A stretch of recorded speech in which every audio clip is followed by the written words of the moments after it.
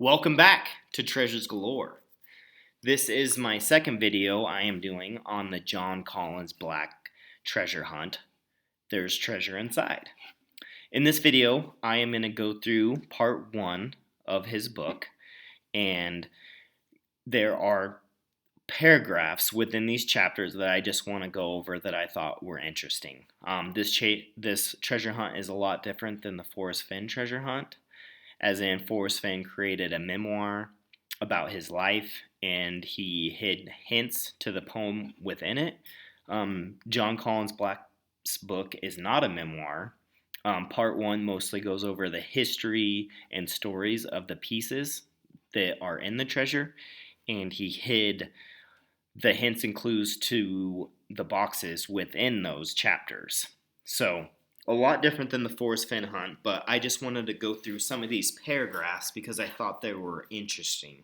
And it seems like a lot of searchers just going through Discord and Facebook and all those other platforms, that a lot of people aren't really searching for the lion's share right now. Maybe they are. It seems like, maybe they've read the book once and then went to the separate 4 chapters in part 2 and are searching for those, which is probably smart because, like I said in the last video, that I believe that the 4 boxes, or part 2, are probably a lot easier to find.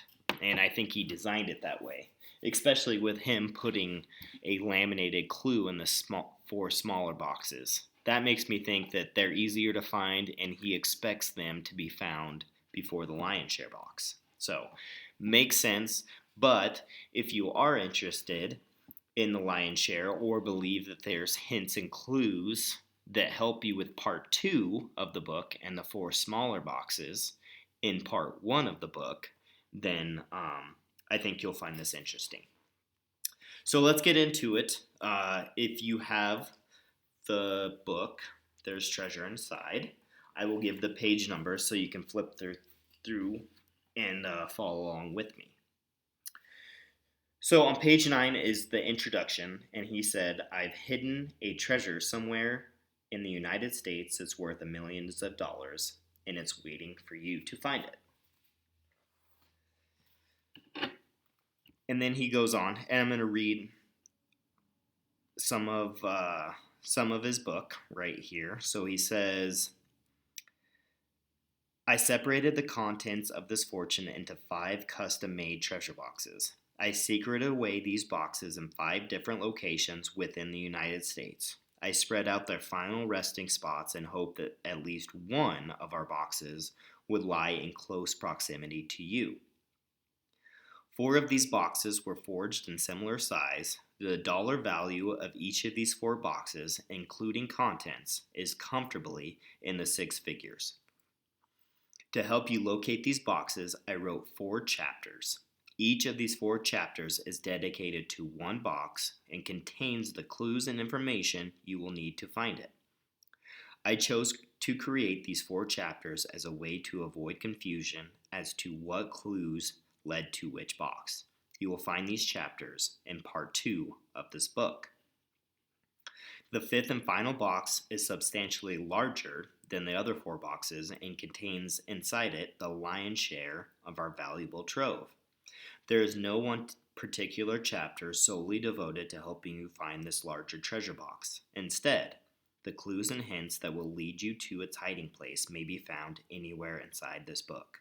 For instance, there may be helpful information found here in this introduction.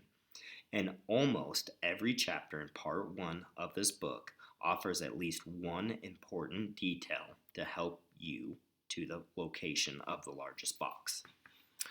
And you are free to search for any number of these hidden treasure boxes as you wish, in any order you choose. It is my hope that you find all 5 boxes if you want." So, then he goes on to why on earth would you do this, this and that. And then I would like to skip to page 13. He says, "At the time, I still had no idea what this book would be like or what I might write. yet an inescapable voice kept telling me it'd be impossible to pen this manuscript without first mining the origins of each item in our trove. So I believe that he chose specific treasures to help with the hints. You know, there's some ones that I'm just like, oh, why would you do that? Like Amelia Earhart's signed photograph or the Olympic gold medal from Atlanta. It seems like that's a pretty big hint in my opinion, but enough of that right now. So he says the objects in our treasure became my co-authors. Their stories created the structure of this book and provided the topic and themes of each chapter.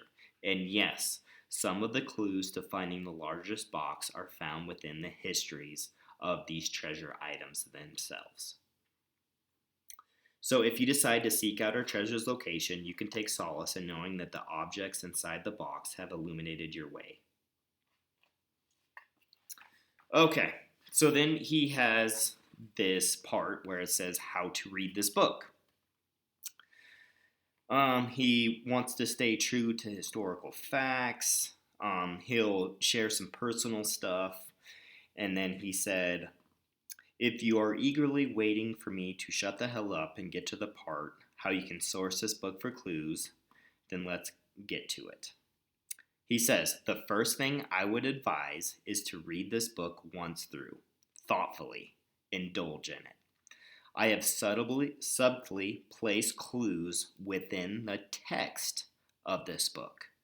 As they are not always overtly obvious, you may or may not pick up on all of them right away. That is okay and to be expected. I would suggest jotting down anything that makes your spidey sense tingle. Let your thoughts marinate on the book after you finish. On subsequent reads, it'll most likely become easier to distinguish clues more clearly. So I thought it was interesting that he said he placed clues within the text of the book. Now, I don't believe that means that there aren't clues or hints within the pictures, but I thought it was interesting. He placed clues within the text of the book. So he says also, if you find a topic or story captivating, research it further. I invite you to do so. It's not outside the realm of possibility. That was my exact intention. Who knows what fun and interesting stuff you may discover.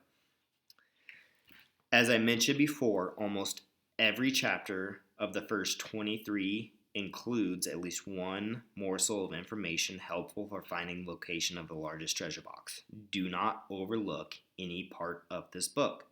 Almost anything could be helpful to your cause.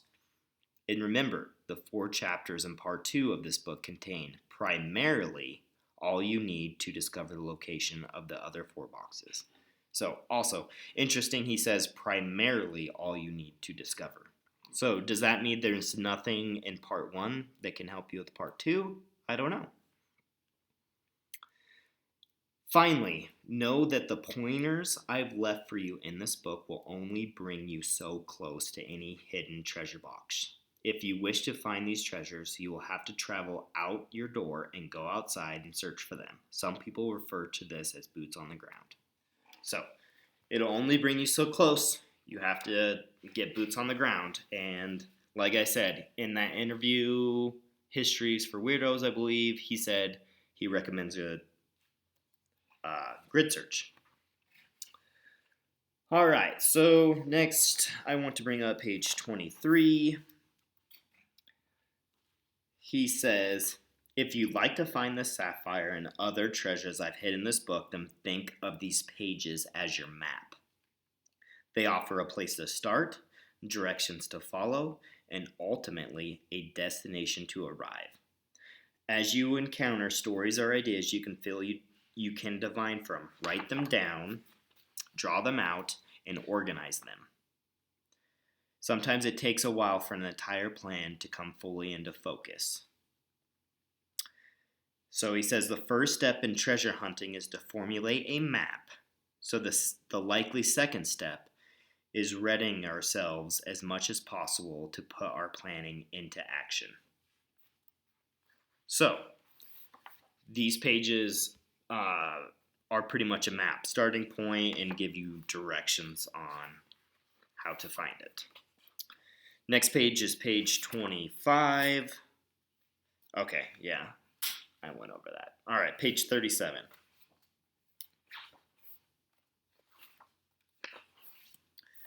If you are reading this book, hoping to find the treasures I have hidden, I believe I'm not even going to pronounce this name, might suggest not to wing this. She'd probably advise to not rush through these pages. She might encourage you to get to know these stories, to consider their content, and to not dismiss any detail.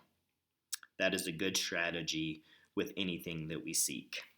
So do not rush through these pages. You gotta go through everything. Then the next chapter is Joy is in the Details. So the details and the small things are what is going to help you discover this treasure. And I believe he's talking about the lion's share. So next page is page 45. So he says, when reading this book, noticing details will help find our treasures. So when reading this book, noticing details will help you find our treasures. Plural. This point is fairly obvious, but beyond this treasure hunt, valuing details can be rewarding in lots of ways. So, details. Reading it slowly and noticing details. Page 55.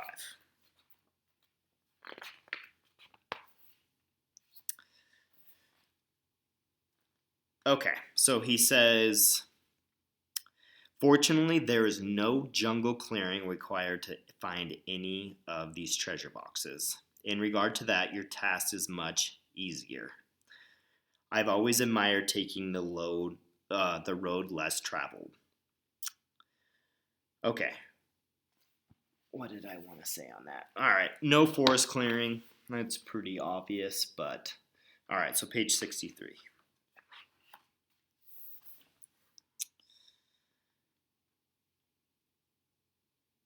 He talks about, this chapter is about faith, which I thought was really interesting, is that he just came out with the themes of the chapters are important. So if you do go through this book, I would suggest writing down all of the themes that he has, which I thought were really interesting once you go through all of it. So he says, the idea of this treasure hunt came in a moment of inspiration, but I had to use my faith to see it through. Like faith, inspiration requires you and me to be open and available to it. When we are, it's an advocate, eager to give a helping hand. Its guidance can be clear and direct that sometimes a dash of inspiration is all a treasure hunter really needs. Okay, so that's page 63. Let's go to page 69 now. He says, will you need inspiration to find these treasure boxes I have hidden? I imagine you might. If you ever feel discouraged while searching, remember you can aspire for a little help. Call to it. Just like peering behind a rock to find a treasure box, inspiration can appear almost anywhere. Just feel free where its breeze nudges you. Okay, so what I thought was interesting is it says peering behind a rock to find a treasure box. Now, is that how he has hidden some of these boxes? Behind a rock? Could be. Next page, 75. He says, I would advise you to go out and explore more if you want to find the treasures I have hidden. This is not meant to be condescending or trite. It's just a willingness to be curious and to look beyond boundaries will serve you well. Go where others have not. We never know what's past the next tree line, over the next rise, or around the next corner unless we see it for ourselves. Page 77. As fate would have it, Our Unbreakable Thread was published the same year as this book. Because of the timing and for fun, I decided to leave an extra clue or two within my children's book about the location of our treasure. So the clues are about the location of where the treasure is residing. Good marketing strategy, right? Write another book and say there's a couple clues in there, and now I would say probably 90% of the serious searchers are going to go out and buy another book of his. A good way to make money and promote your book. Good job, Jon Collins Black. Another thing, chapter 8. There's no hints and clues. Well, let's say if there's not hints and clues to part 2 in the chapters before this, I find it really interesting that this chapter is called Know the Past and See the Future. There's one of the smaller boxes named the Past and Future box. So, thought that was interesting. Why is this called Know the Past and See the Future? Maybe there's something that could help you in it. All right, so page 84.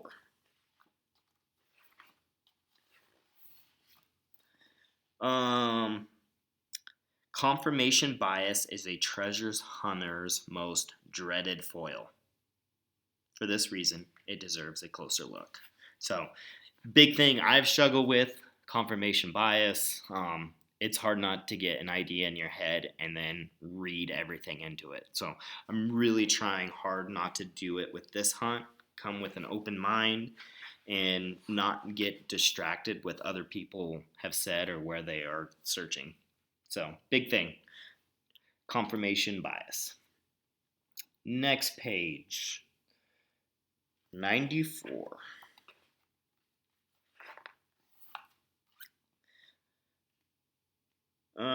Not too much here. Being willing to consider different options, or let me start from the beginning. If you choose to look for our treasure, try to consciously avoid confirmation bias. There is no need to force the clues to fit a location you want them to lead you to. Instead, let them guide you in the direction they want you to take. Be willing to consider different options and explore new possibilities.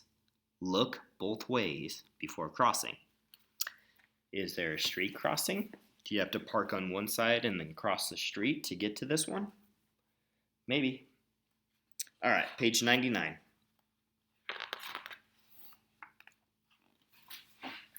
Okay. Our treasure hunt here, of course, is not designed to require any great hardship on you. The stakes are not particularly high. Searching and not finding the treasure will most likely only leave you with happy memories of spending time outdoors with a loved one, or the delightful sights and smells and sounds of nature all around you. This hunt is designed to bring you joy and not suffering. So don't take out your life savings to try to find these. I would suggest reading this book and actually having a really good solve and not just throwing stuff together and going out there. Like, have a pretty good idea of where you're going before you go out, because as we have saw with the Forrest Fenn hunt, there were people that got obsessed and spent all their money looking for it. So don't do that. Also, there was problems with Forrest Fenn's family. Don't harass Jon Collins Black's family. He said they don't know anything and there's no reason to get family involved. Okay, so page 108.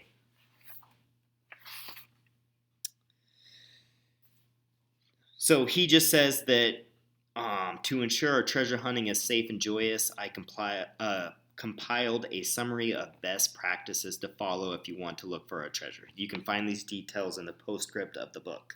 It's a must-read. He wants to keep you in good spirits, find health, and far away from any misfortune.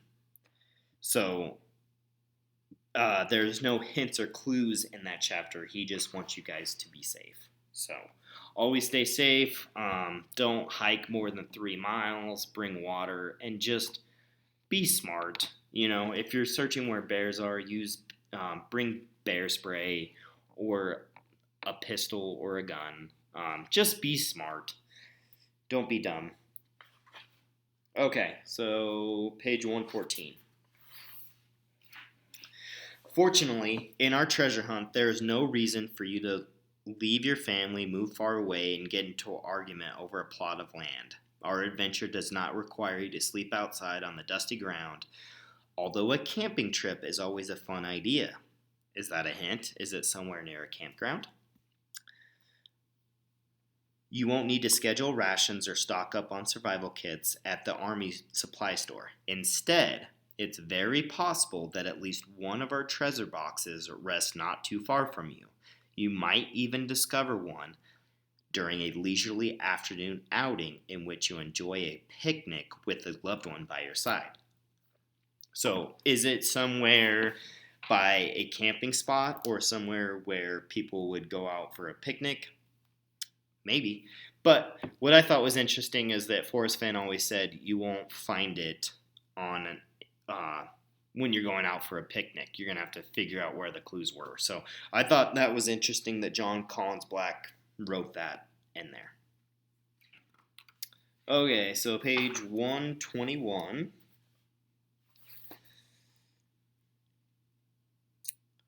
Okay, he just says, if you can channel your inner Michael Jordan, it will help you finding whatever treasure you are looking for. There are no reason to get too high or get too low. Give yourself a pause. Take a breath, relax, and reframe. So don't get too overly excited about this treasure. Stay relaxed, stay focused.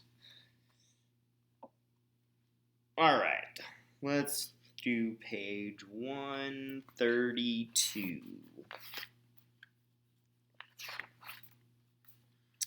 So if you want to find the treasures I have hidden, don't demand too much of yourself. You don't have to find them quickly or on your first try. If you do, congratulations. But if you do not, then use your failure as an opportunity to evaluate, understand more, and try again. I would not be surprised if failure winds up being a part of the process that eventually leads you to our treasure. Welcome it as much as you are capable. So maybe this chapter is important on finding the treasure because it talks about failure. But also, don't get too hard on yourself if you do not find it. Page 140. Okay, I imagine if Wilma Rudolph were alive today and wanted to, she might find all of the treasures I have hidden by sheer will alone. She might simply have looked everywhere, leaving no stone unturned. So, looking behind a rock, leaving no stone unturned, I believe he is describing how he hid the treasures. Page 150. If you begin to question whether you can find the treasures I have hidden, or treasure, he says, I have hidden, I invite you to return to this chapter. It's here to help you. Maybe it can provide you just the direction you need. So you go back to the beginning of the chapter, and it says, Atlanta Olympic gold medal. Is the lion's share box hidden near Atlanta, Georgia? Who knows? So I remember watching a mysterious writing video before this came out, and it talks about typos in the chapter list, and she got GA for Georgia. So, interesting. I don't know. Maybe it's hidden somewhere near there. Is it that obvious? Who knows? Okay, so page 158. It just talks about documenting your adventure. Regardless of whether you want to find the treasure, storytelling brings us closer because it helps us express our mutual humanity. And he just wants you to share your experience with others. Page 169.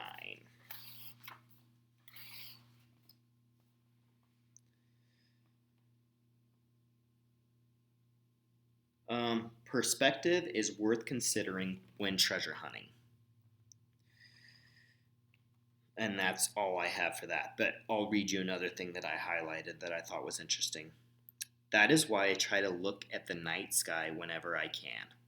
More than just a relaxing experience, stargazing provides a fresh standpoint.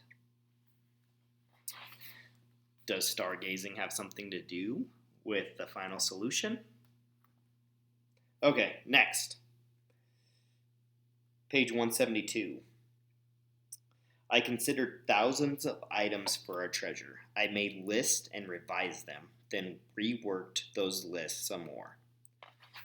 Some items I chose were obvious immediately. Other pieces required deliberations. Several objects showed up with serendipity, but every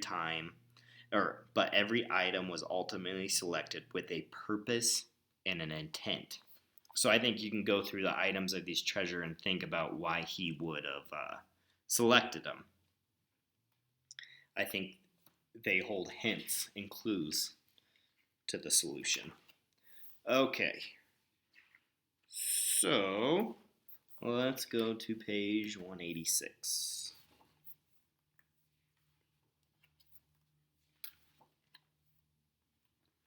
Okay, this chapter is titled Make It Make Sense, and it reads on page 186. If you've been thoughtful, you may have considered that a chapter titled Make It Make Sense might also be a reference to figuring out the solution for the location of the treasure I have hidden. My hope is that this chapter can help you do just that. But you might have to look beyond just ancient myths and legends and consider more. So isn't that interesting that he talks about that? Like, oh, if you thought this might lead you, maybe it does, but you have to look beyond it. Now, is that a hint? You have to look at the picture and beyond the myths and legends to find something? I don't know. All right, so we're at the last chapter, Sing Your Special Song, and inspired by the histories of the items in our treasure, I began this book talking about the meaning of the word treasure. And then he talks about all the treasures, the universal ones, our desires and everything. And, this chapter I thought was very well written.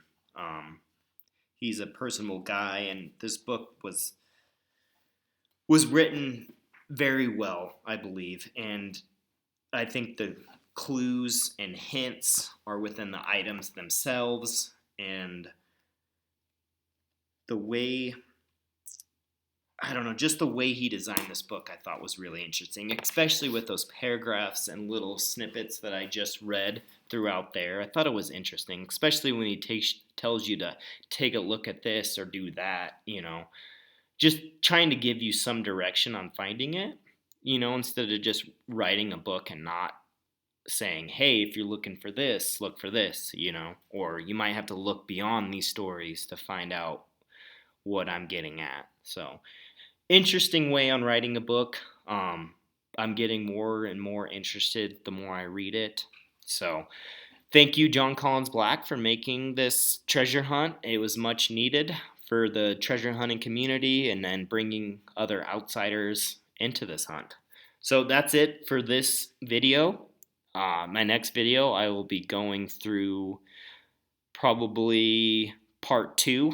I will make a video for each of the chapters, and then subsequent videos will be going through more in depth. So, hope you like this video. Like, subscribe. If you want to get a hold of me, my email is treasuresgalore999@yahoo.com. Thanks, everyone. That's it for this video. See you in the next one.